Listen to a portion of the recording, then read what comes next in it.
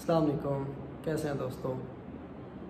आज हमारी वीडियो जो है वो हमारे एक दोस्त हैं, उनकी फरमाइश पे है, क्योंकि मैं इस मौजू पे बात नहीं करना चाह रहा था। ये मेरी स्पेशलिटी नहीं है, ये मेरी स्पेशलिटी से हटके है। तो लेकिन उन्होंने खुसूसन कहा कि आपकी वीडियो जो है वो इस वाक़या जो मुल्तान में निश्तर मेडिकल कॉलेज में वाक़या रूनुमा हुआ उस पर आपकी कोई वीडियो नहीं आई, तो आपको इस बारे में वीडियो ज़रूर बनानी चाहिए।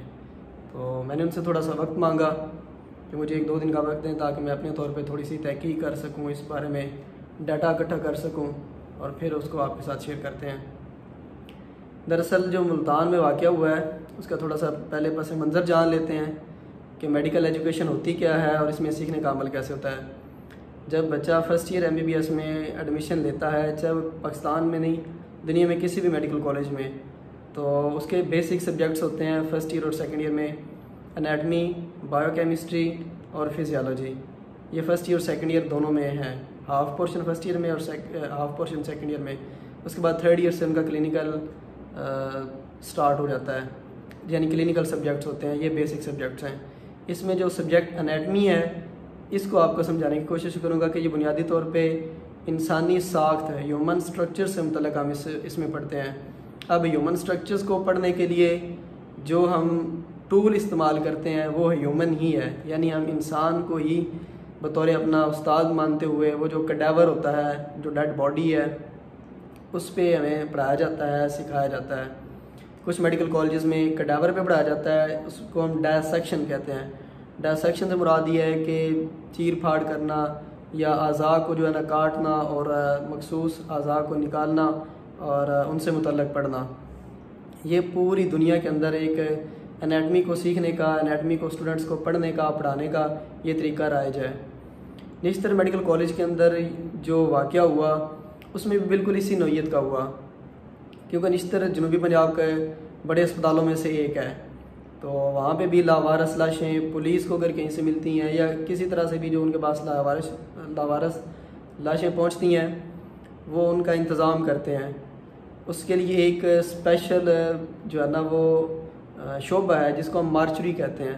मार्चरी से मुराद ये है कि ऐसा सिस्टम जहाँ पे रेफ्रिजरेटर है और जहाँ पे रेफ्रिजरेशन की जाती है, टेम्परेचर को कम करके ह्यूमन बॉडी को प्रिजर्व किया जाता है। उसके अलावा बहुत सारे केमिकल्स भी लगाए जाते हैं ताकि इंसानी जो है जिस्म प्रिजर्व रहे, बचा के रख सकें और स्टूडेंट उससे पढ़ सकें।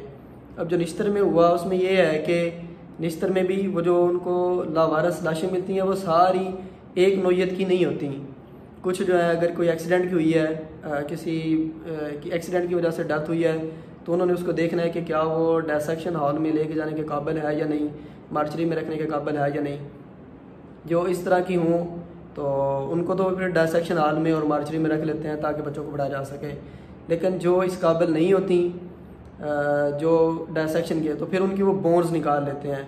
अब बोन्स निकालने के लिए उन्होंने जो वो आपको छत पे नज़र आ रही हैं तो वो इसीलिए रखी गई थी ताकि उनकी जो हड्डियां हैं वो जब निकल जाएंगी, एक प्रोसेस होता है पेट्रिफिकेशन का, वो पेट्रिफिकेशन जब हो जाएगी तो उसके बाद जो है वो बोन्स को केमिकल से गुजार के, तो वो बोन्स भी एक पूरी ऑस्टियोलॉजी एक फील्ड है। जैसे अभी फर्स्ट ईयर में अपर लिम्ब की सारी बोन्स पढ़ाई जाती हैं, लोअर लिम्ब की, थोरैक्स की।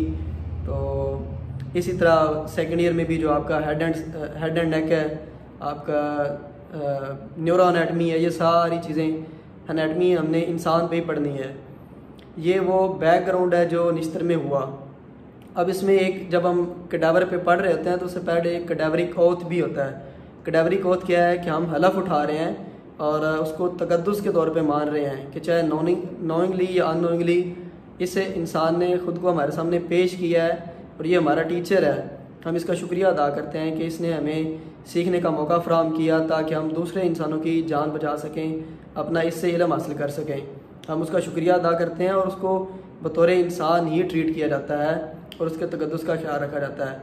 उसको कभी भी मुर्दा कंसिडर नहीं किया जाता, उसके सारे हुकूक होते हैं, सारी चीज़ें हैं, बल्कि हल्फ लिया जाता है उससे पहले। ये बेसिक है। बाकी जहाँ तक बात रही इंसान में और बाकी जानवरों में, ये बुनियादी फ़र्क है कि जान तो हर एक जानदार की कीमती है, हर जानदार की जान कीमती है, लेकिन इंसान जो है उसकी मौत भी कीमती है। जब वो मरता है तो उसके मरने में और बाकी जानदारों के मरने में ये फ़र्क है कि बाकी जानदार बेशक गल सड़ जाएं, उसका कोई मसला नहीं, किसी का कोई नुकसान नहीं हो रहा।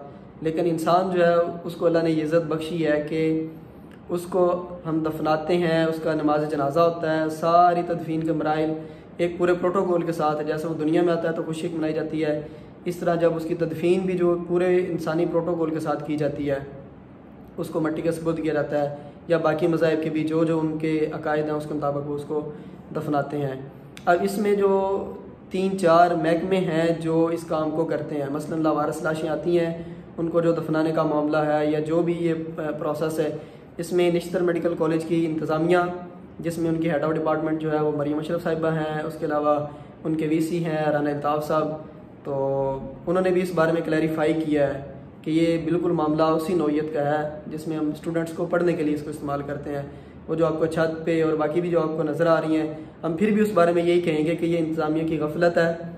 इनको चाहिए कि वो इसको पुलिस को इन्फॉर्म करके, पहले भी जैसे ईदी करोड़ों लोगों के वारिस बने जो भी लावारिस थे और उन्होंने इन लोगों को दफनाया, तो अब भी इसमें भी जो भी ऐसे लोग हों जो मार्चरी में नहीं रखे जा सकते या डायसेक्शन के काबिल नहीं होते, तो उनका बेहतरीन हल यही है कि वो उनको ईदी के हवाले किए जाए, ईदी फाउंडेशन के, और वो उनकी तदफीन का जो है वो सारा अमल जैसे वो बाकी लावारिस लाशों के साथ करते हैं, तदफीन करते हैं, तो इसी तरह इनकी भी तदफीन करें।